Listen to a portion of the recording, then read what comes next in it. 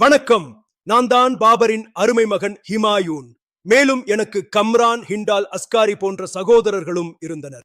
என் தந்தையான பாபர் சொத்திற்காகவோ பணத்திற்காகவோ உனது சகோதரர்களை கொன்றுவிடக் கூடாது என்று சத்தியம் செய்து கொடுக்கச் சொன்னார். நானும் அதன்படி சத்தியம் செய்து கொடுத்தேன். மேலும் எனது தந்தையின் ஆணைப்படி அவருடைய சொத்துக்கள் அனைத்தையும் எனது சகோதரர்கள் அனைவருக்கும் சரிபாதியாக பிரித்துக் கொடுத்தேன்.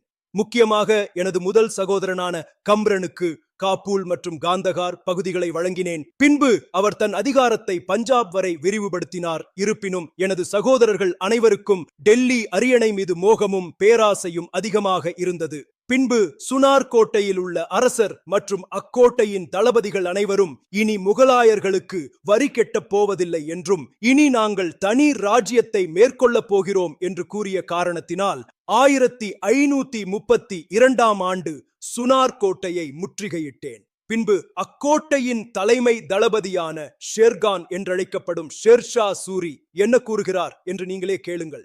ஐயோ சுல்தான், நாங்கள் அப்படி எதுவும் கூறவில்லை. உங்களுக்கு கிடைத்த தகவல் பொய்யானது என்று நினைக்கிறேன்.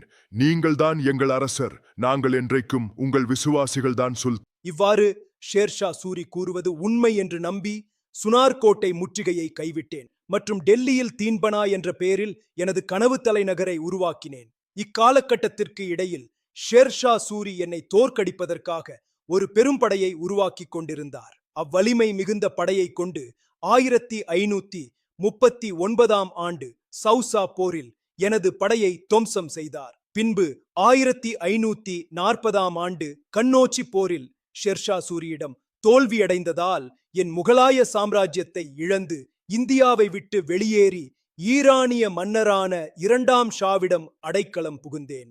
பின்னர் 1541இல் ஹமிதா பானு பேகம் என்ற பெண்ணை மணந்தேன். பின்பு அக்பர் எங்கள் இருவருக்கும் மகனாக பிறந்தார். பின்பு இந்தியாவிற்குள் நுழைந்து நம்பிக்கை துரோகிகளான எனது சகோதரர்களை சிறையில் அடைத்து அவர்களிடம் இருந்த ராஜ்யத்தை கைப்பற்றினேன்.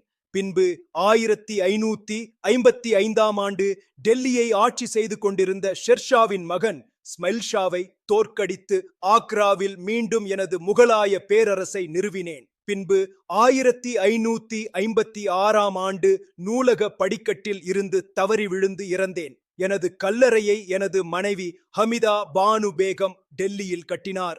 எத்தகைய எனது அதிர்ஷ்டம் இல்லாத வாழ்க்கையை வரலாற்று ஆசிரியர் ஸ்டான்லி லேன்பூல் வாழ்க்கை முழுவதும் தவறி விழுந்த ஹிமாயூன் வாழ்க்கையை விட்டே தவறி விழுந்து இறந்தார் என்று எழுதினார். எனக்கு பின் எனது மகன் ஜலாலுதீன் முகமது அக்பரின் ஆட்சி தொடங்கியது.